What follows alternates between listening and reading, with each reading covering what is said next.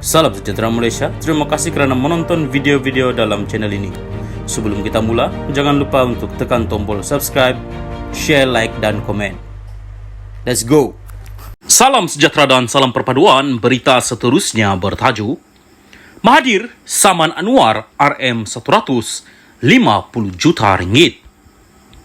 Dr. Mahathir Mohamad memfailkan saman berjumlah RM150 juta terhadap Perdana Menteri Anwar Ibrahim berhubung dakwaan bahawa dia menggumpul kekayaan pribadi ketika berkuasa. Peguam Mahathir memfailkan writ saman itu di Mahkamah Tinggi di Shah Alam 2 hari lalu. Pada 17 April lalu, Mahathir dilaporkan akan meneruskan tindakan undang-undang selepas Anwar tidak mematuhi surat tuntutan agar membuat permohonan maaf terhadapnya berhubung dakwaan yang dibuat semasa ucapan dasar di Kongres Nasional khas PKR 2023 pada 18 Mac lepas. Dr. Mahathir mendakwa kenyataan Anwar dalam ucapannya itu membawa maksud dia membolot harta untuk keluarga dan kehilangan harta aset atau saham orang Melayu adalah berkait dengan harta, aset atau saham milik keluarganya. Menurut salinan penyataan tuntutan, Mahathir mendakwa Anwar yang juga pengerusi Pakatan Harapan dan Presiden PKR membuat kenyataan tidak benar dan tidak berasas dengan niat untuk menimbulkan persepsi negatif terhadapnya. Plaintiff mendakwa dakwaan itu telah mencemarkan imej plaintiff sebagai negarawan yang merupakan bekas Perdana Menteri 2 kali, reputasi sebagai ahli politik dan pemimpin yang dihormati di Malaysia dan seluruh dunia. Mahathir mendakwa dakwaan itu bukan sahaja merosakkan imej dan reputasinya, tetapi turut memalukan dirinya serta ahli keluarganya. Ahli politik veteran itu mendakwa bahawa dakwaan itu telah menjejaskan sokongan dan kepercayaan kepadanya dalam bidang politik, perniagaan dan atau peluang pendapatan. Plaintiff mendakwa kesemua anaknya adalah individu yang berjaya dalam dunia perniagaan tanpa campur tangan beliau atau sebarang salah guna kuasa oleh beliau sebagai Perdana Menteri ketika itu. Mahathir menegaskan saman fitnah itu harus dijadikan pengajaran kepada mana-mana pemimpin agar tidak sekali-kali mengeluarkan kenyataan berniat jahat untuk memburuk-burukkan mana-mana individu. Tambahan, mengambil faktor posisi defendant sebagai Perdana Menteri yang mempunyai kuasa dan atau tenaga kerja untuk menyelidik dan atau memastikan sebarang fakta sebelum ia dituturkan, plaintiff sepatutnya berkelayakan untuk menuntut sejumlah wang ganti rugi tauladan yang tinggi sebagai pengajaran kepada mana-mana menteri dan atau pemimpin untuk tidak sewenang-wenangnya mengeluarkan kenyataan tanpa usul pereksa dan untuk tujuan mengumpul political points sahaja, katanya.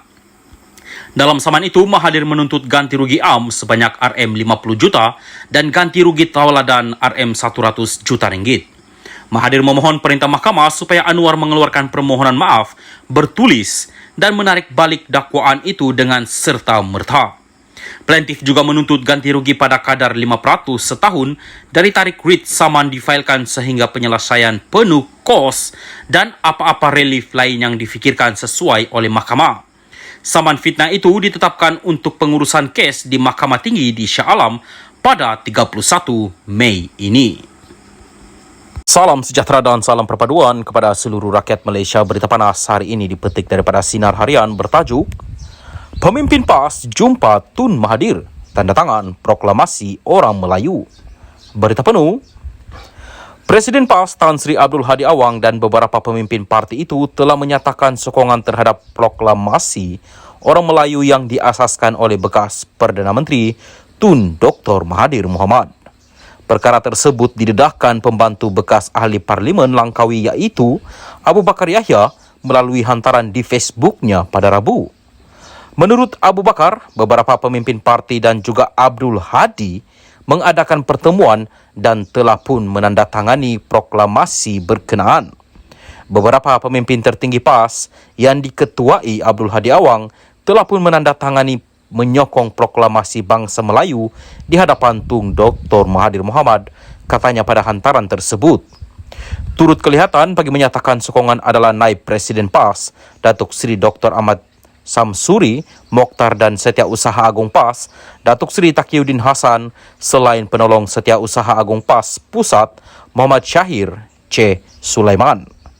Sementara itu, Ahli Parlimen Marang melalui perkongsian video di Facebook rasmi Proklamasi Orang Melayu menyifatkan sokongan yang diberikan terhadap proklamasi berkenaan adalah sebagai kembali kepada prinsip asal perjuangan Islam. Ini kita balik kepada prinsip asal perjuangan Islam itu sendiri. Kalau kita baca Al-Quran, kita dapati Rasul memulakan perjuangan Islam walaupun untuk seluruh manusia. Tonggaknya pada bangsa dan kaumnya. Kerana perjuangan memerlukan tonggak bangsa baharu ada kekuatan. Kalau tidak, tak ada kekuatan. Bukan kita fanatik kaum, tetapi itu asas, kata Abdul Hadi. Selain itu, beliau turut menegaskan bahawa dakwaan proklamasi tersebut bersifat perkauman adalah tidak benar. Saya rasa tak boleh perkauman. Masa kita dah memerintah selepas merdeka, dah berpuluh-puluh tahun tak pinggirkan kaum lain.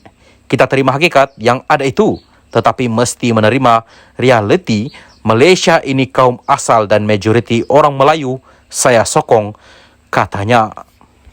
Salam sejahtera dan salam perpaduan kepada seluruh rakyat Malaysia. Berita panas hari ini bertajuk Siti Bainun diperintah ke penjara Kajang hari ini.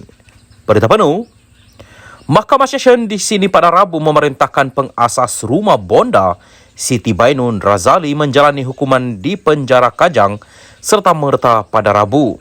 Hakim Izra Lizam Sanusi memutuskan demikian selepas mendapati wanita berusia 31 tahun itu gagal menunjukkan keadaan luar biasa bagi membolehkan mahkamah membenarkan permohonan penangguhan hukuman terhadapnya. Permohonan tertuduh untuk penggantungan ditolak, maka mahkamah memerintahkannya menjalani hukuman penjara serta merta, katanya. Siti Bainun dikenakan hukuman itu selepas didapati bersalah mengabai dan menganiaya seorang remaja sindrom Down dikenali Bella 2 tahun lalu. Sekian berita, salam Malaysia Madani.